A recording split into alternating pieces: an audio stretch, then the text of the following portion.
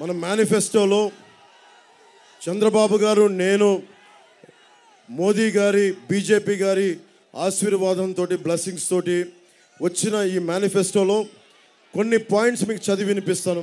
అన్నీ చదవటం కష్టం కాబట్టి మన నాయకులు రోజు మీకు వివరిస్తారు. మీరు డౌన్లోడ్ చేసుకోండి మీ యాప్స్లో. ఎవరికైనా ఆరోగ్యం చాలా కీలకమైంది. ఇప్పుడు దాకా భారతదేశంలో ఏ ప్రభుత్వం చేయలేదు. ప్రతి కుటుంబానికి 25 లక్షల రూపాయల ఆరోగ్య బీమాని కూటమి ప్రభుత్వం తీసుకొస్తూ ఉంది. ప్రతి ఇంటికి ఏడాదికి ఉచితంగా 3 గ్యాస్ సిలిండర్లని ఆడపడుచులకి, మహిళలకి ఇచ్చే బాధ్యత కూటమి ప్రభుత్వం తీసుకుంటుంది. యువతకి 20 లక్షల ఉద్యోగాలు, నెలకి నిరుద్యోగ భృతి, ఉద్యోగం ఇవ్వలేని పరిస్థితుల్లో 3,000 రూపాయలు. వైఎస్ జగన్ అడుగుతూ ఉన్నారు, వైసీపీ నాయకులు అడుగుతూ ఉన్నారు, మీరు ఎలా సాధిస్తారు ఇవన్నీ, మీరు ఎలా సాధిస్తారు అని మీరు చెప్పండి. 60 రూపాయలు ఉన్న మద్యం 200 రూపాయలకి అమ్ముతూ ఉన్నారు. అన్ని డిజిటల్ పేమెంట్స్ మీరు చేస్తూ ఉన్నారు. ప్రధానమంత్రి గారు ఒక side Bharatiya Janata party digitalisation చేస్తూ ఉంటే, ఒక్క వైఎస్ జగన్ ఇక్కడ కూర్చొని మొత్తం క్యాష్ ఎకానమీ, అన్ని డబ్బులు ఇస్తే తప్ప మందు అమ్మరు. ఆ మందు కూడా 200 రూపాయలు. ఎక్కడికి వెళ్తున్నాం మనం? ఆ డబ్బు ఎటు వెళ్తుంది? మిథున్ రెడ్డి కంపెనీలకు వెళ్తుంది, పెద్దిరెడ్డి గారి కంపెనీలకు వెళ్తుంది, వైఎస్ జగన్ కంపెనీలకు వెళ్తుంది, వైవి సుబ్బారెడ్డి గారి కంపెనీలకు వెళ్తుంది. మీ ఆరోగ్యాలు పాడైపోతున్నాయి. డబ్బు 41,000 కోట్ల రూపాయలు మీ రక్తాన్ని జలగల్లా పీల్చి పీల్చి పీల్చి 41,000 కోట్ల రూపాయలు దోచేశారు. ఏదైనా సరే ఈ నేల, ఈ నీరు, ఈ పంచభూతాలు ఎవరి సొంతం? జగన్ సొంతమా? పెద్దిరెడ్డి గారి సొంతమా? అదీప్ రాజ్ సొంతమా? ఎమ్మెల్యే అదీప్ రాజ్ సొంతమా? రాజ్యాంగం లేదా ఇక్కడ? మనకి చట్టాలు లేవా? నువ్వు ఎమ్మెల్యేవి అదీప్ రాజ్, గుర్తుపెట్టుకో. You are just an MLA. Just MLA నువ్వు గుర్తుపెట్టుకో. ఒకసారి చూడు, ఇంతమంది యువత రోడ్ల మీదకి వచ్చి తిరగబడ్డారంటే ఒక్కొక్క వైసీపీ గుండాలకి గుండెల్లోంచి, వెన్నుల్లోంచి చలి రావాలి.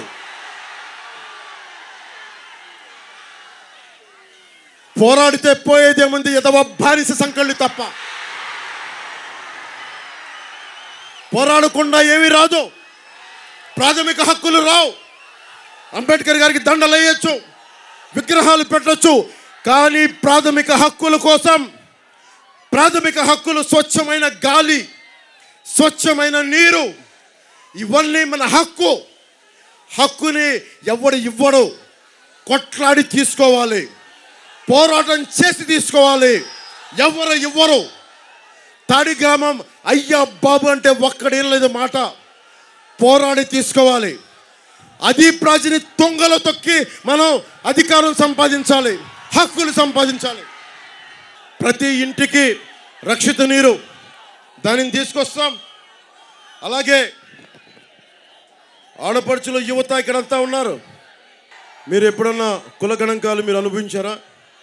అధికారులు వచ్చి మీరు ఏ కులం అని అడిగారా? మిమ్మల్ని అడుగుతారు కదా ఏ కులం అని. మీరు ఏ కాస్ట్ అని అడుగుతారు కదా స్కూల్ సర్టిఫికేట్లో, కాలేజ్ సర్టిఫికేట్లు అడుగుతారు కదా. ఎవరన్నా వచ్చి నువ్వు ఉన్నావు, నీ పేరేంటి?